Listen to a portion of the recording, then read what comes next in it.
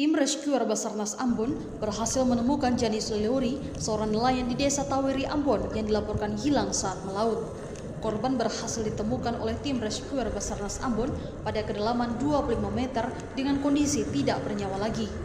Korban kemudian berhasil dievakuasi ke permukaan dan langsung dibawa menuju rumah duka di Desa Tawiri, Kota Ambon pada hari Selasa 30 November 2021.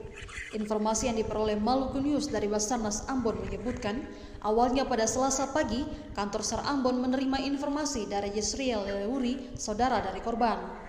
Ia melaporkan satu orang nelayan hilang kontak saat pergi memancing ikan pada Senin malam kemarin di sekitar pelabuhan ikan Desa Laha, Kota Ambon, dan hingga pagi ini belum juga kembali. Tim Basarnas pun kemudian bergerak dan menuai hasil yang positif. Nelayan Janius Leleuri itu pun ditemukan dan kini sudah diserahkan kepada pihak keluarga. Dari Ambon, Echa Monaten, Maluku News.